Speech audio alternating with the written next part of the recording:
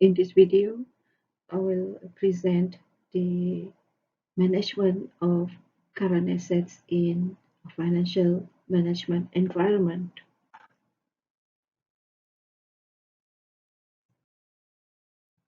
So the topic outcome, at the end of this topic, students should be able to understand the common techniques for managing the inventory and differing views on inventory management.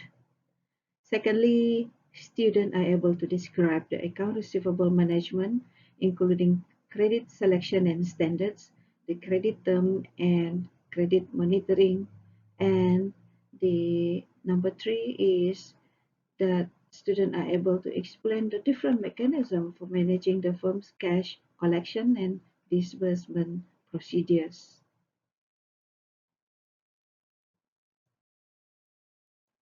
So let's see the introductions of the current assets management. For this topic, we will discuss on the inventory, the account receivables, and the cash and marketable securities specifically. Okay, let's look at the first one, that is the inventory management. Okay, for inventory management, there are a few techniques that is very commonly used in managing the inventory. For example, the EOQ, the ABC system, the just-in-time or JITN, the MRP system. So what are these four techniques? Okay, the inventory management techniques.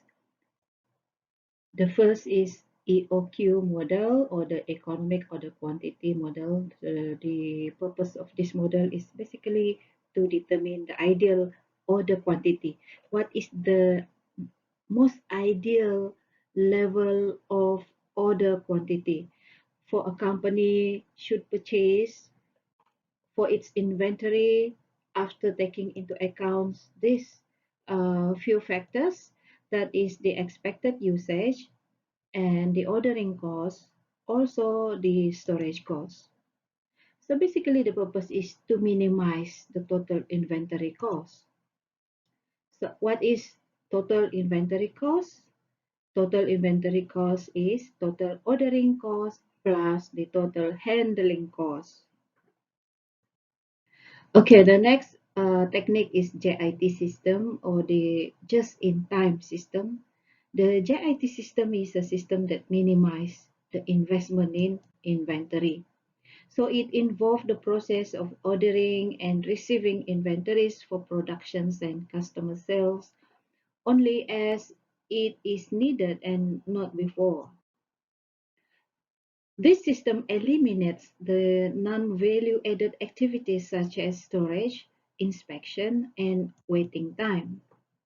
And of course, this system increases the manufacturing efficiency. And the third technique is the ABC system, whereby the inventory are divided into three categories, that is category A, category B, and category C. For category A, the item with the highest value investment. Normally, for category A, this is the most expensive items in the inventory. So this inventory need to be verified daily, on daily basis, by running a perpetual inventory system and are closely monitored. They do inspections on physical count of the assets. For the category B, so this is uh, the next largest investment in the inventory in terms of prices, okay, or the value of the inventory. This is the category as the middle, okay, middle range, and then the items are monitored regularly, perhaps monitored weekly on weekly basis. And then the C category is the lowest value, the cheapest in price, for example. It could be in a high volume, but the amount per unit, the price per unit is is categorized as the cheapest or the lowest. And this require a relatively small investment. So the items are monitored using two bins method. So bin A and bin B. So when the first bin is empty, it trigger the purchasing department to place an order to uh, replenish the inventory. And then the last technique is the material requirement planning or the MRP system. So the objective or the purpose of this system is basically to determine the type of materials to order and when to order them. Okay, what to order and when to order. So this objective is of course to lower the firm's inventory investment without unduly affecting production.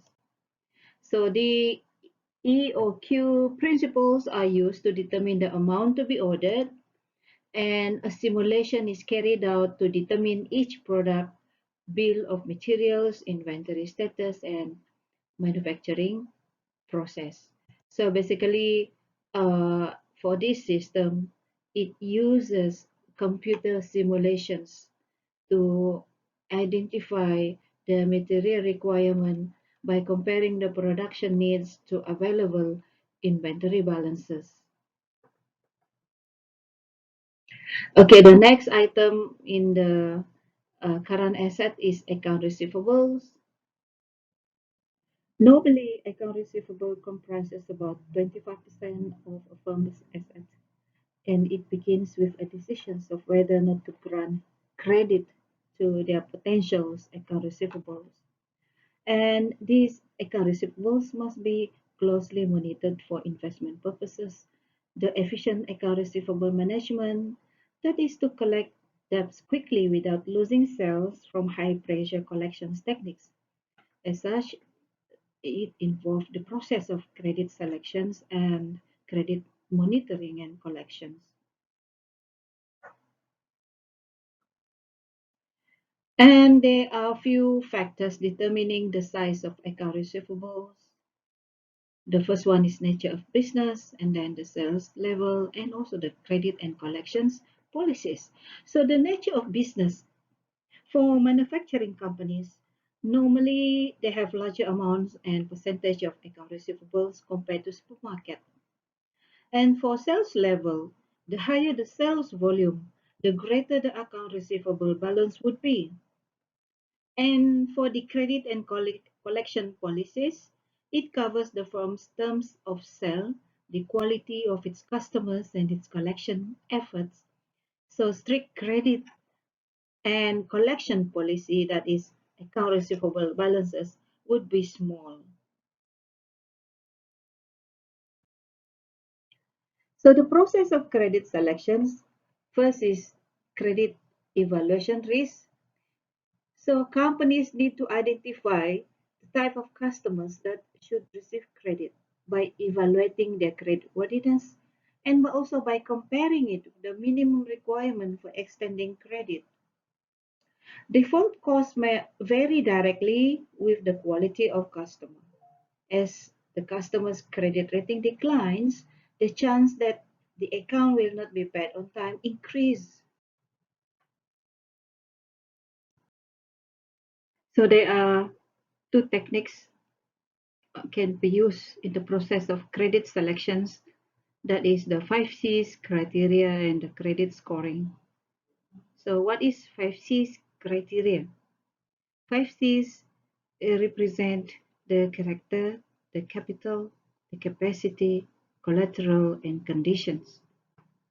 So the selection of customers that purchase in large monetary amount normally will have to be screened using this 5Cs criteria technique.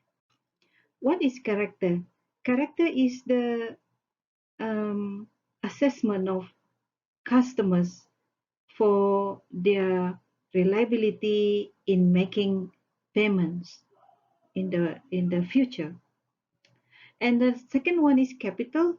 Capital is the assessment in terms of financial uh, capability by looking at the customer's debt to equity ratio, whether they have enough capital, we have a high amount of capital that perhaps um, assures the ability of the customers to make payment. And number three is the capacity. Capacity is the customer's ability to pay, whether they have this available cash flow for repayment, and whether they have collateral, for example, assets, whether they have assets such as inventory or account receivables or any other assets that can be used to secure the debt in case where they are not able to pay their debt. And the fifth one is conditions. Condition is prevailing economic and industry conditions. So it depends on the economy. If the economic is good, perhaps many businesses are able to meet their financial obligations. But if the economy, overall economy is weak, the economy recession, for example, perhaps many companies are not able to meet their obligations. All right, the second technique is credit scoring.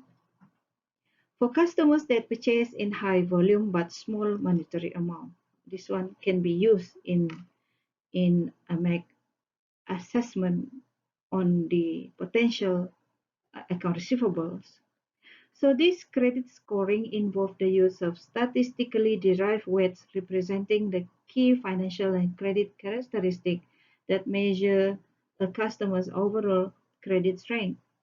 So the purpose of this is basically to make an informed credit decision quickly and cheaply. If bad debts from scoring decisions increase, the scoring system must be re-evaluated. All right, next is the credit monitoring and collections. Okay, credit monitoring is actually a continuous review of a firm's account receivable. So the purpose of this credit monitoring is to determine whether customers are paying according to the stated credit terms, and also it alerts the management when slow or non-payment of accounts occurs. And how to monitor? Okay, when we monitor the and also the credit and the collections, how to do that? Okay, we can do by calculating the average collection period. What is actually the average collection period? So if customer delays payment of debts by exceeding the time period allowed, then take necessary actions. Let's say customers make payments above or exceed the credit period, then companies should uh, take necessary actions. Okay, the second way to prepare to monitor the credit is by preparing the aging of account receivables. So specific past due accounts can be pinpointed for further actions. And another is by preparing the ratio of bad debts to credit sales. An increasing ratio may indicate too many weak accounts or an aggressive market expansion policy. And others is by undertaking effective collections technique.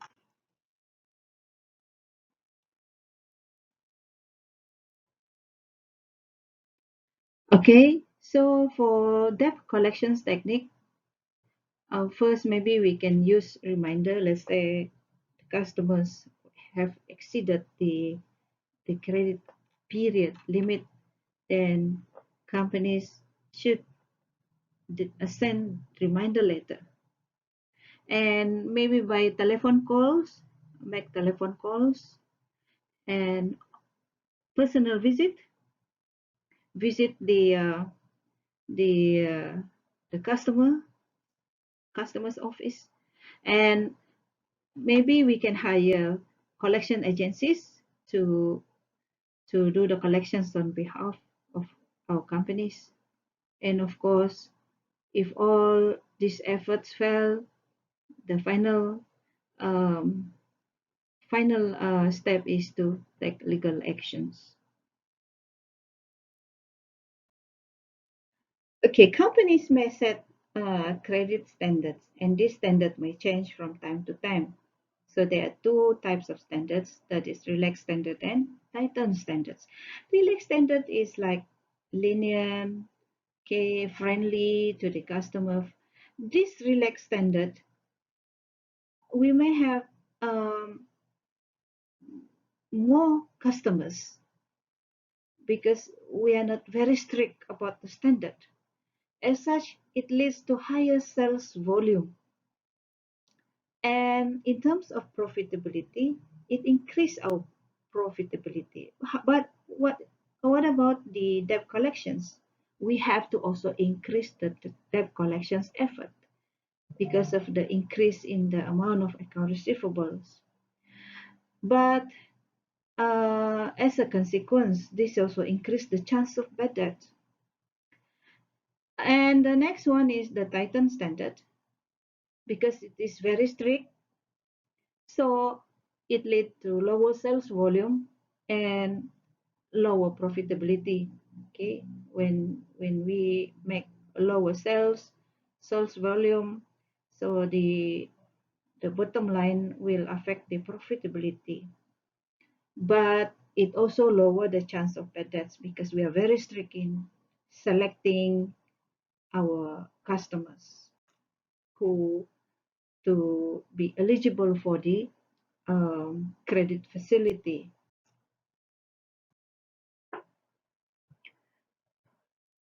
Next is the credit terms. Credit terms refers to term of sales laid out by a firm. The credit terms identifies the possible discount for early payment that is represented by uh, the letter A, the discount period B, and then the total credit period that is C. So they are generally stated in the form of A over B net C. This indicates that the customer can deduct a discount, okay, a percent, if the account is paid within B days. Otherwise, the account must be paid within C days. So failure to take the discount is a cost to a customer. So this is the formula to calculate the cost to the customer if the customer forgo the discount. So the formula is A, that is the discount percentage, over 1 minus A times 360 over C minus B. So the 360 is the assumption of number of days in a year. And A here in the formula, A percentage, let's say the discount is 2%.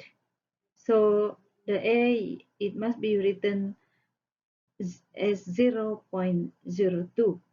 Okay, 0.02 over 1 minus 0.02.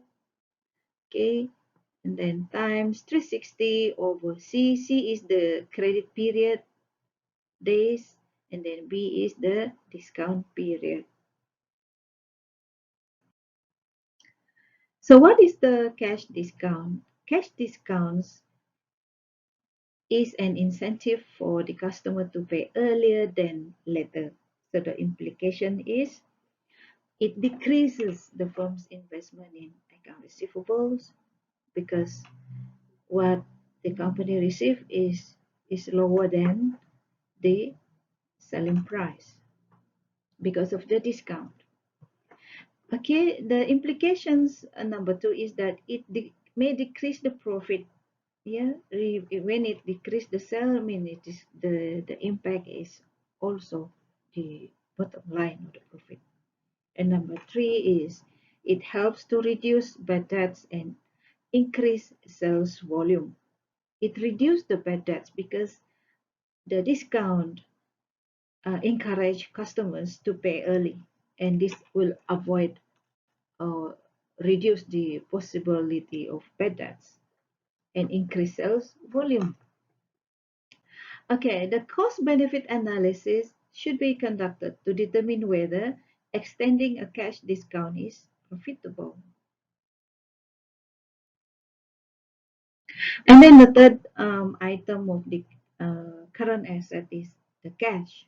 So let's look at the cash management. So the purpose to manage the cash are basically to maintain the liquidity of a firm and to minimize the risk of insolvency. As such, there is a need to balance between holding too much or too little cash. So what are the motives for holding cash? So there are basically three motives: the transaction motive, precautionary motive, and speculative motive. So the transaction motive, the cash held for the purpose of meeting cash needs due to ordinary course of doing business. So this is just routine business. For example, uh, we need cash to pay for repair and maintenance of our assets or to pay the utility bills.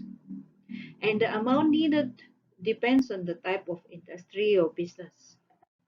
The second type of, the second motive of holding cash is precautionary motive.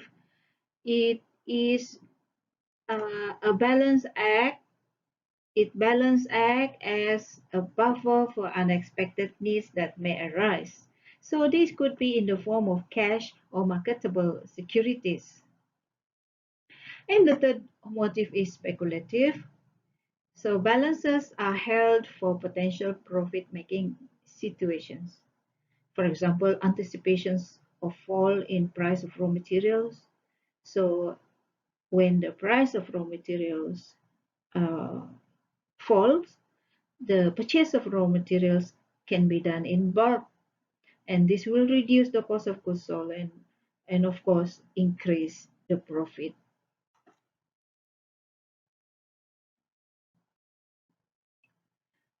So the management of cash receipts and cash payments.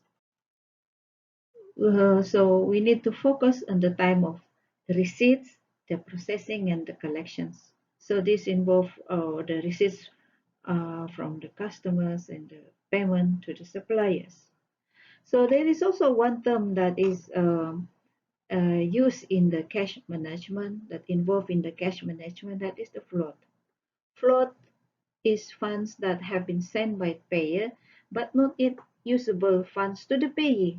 So it's somewhere floating in between the payer and the payee. So it is important in the cash conversion cycle because its presence lengthens both the firm's ACP and PDP. The ACP is if you remember, the account receivable collection periods and the uh, payables deferral period. So there are three components of float. Number one is mail float.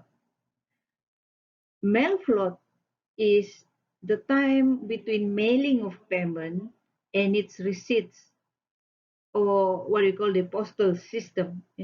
We it's in between the mailing and the receipts. Time the firm's bill spent in the mail on its way to the customer. The time customers check spent in the mail on its way to the firm. So it could be in the form of a few days. It may take few days floating as mail float. And then the second type of float is the processing float. So this is where the time is in between the receipts of the payment and its deposit of the check into the firm's account. And number three is the clearing float. This is the time between deposit of payment into the firm's account and when the fund can be used.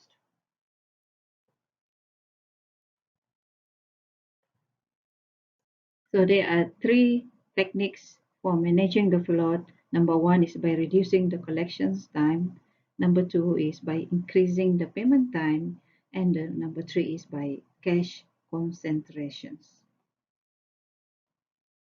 For reducing the collections time, so companies may use the lockbox system. This is a procedure in which the customers mail payment to a post office box that is emptied regularly by the firm's bank who process the payment and deposit them in the firm's account. The logbook system reduces mail time, clearing time, and processing time, and manage the account receivable collections by reducing the customer's collections float time, the reducing the account receivable collection period, and then the cash conversion cycle. And by increasing the payment time, so use we can use the control disbursing by it involves the strategic use of mailing points and bank accounts to lengthen mail float and clearing float. And the technique number three is by cash concentrations. So it involves the processing to bring the lock box and other deposit together into one bank. So the benefit of this is that it creates large pool of funds for short-term investment, and it also improves tracking and internal control, where firm can manage and reduce idle cash balances. The cash concentration technique, so they can use the depository transfer check or the automated clearinghouse transfer, or the short form is SCH. Or another technique is by wire transfer, and also the another technique is the zero balance account.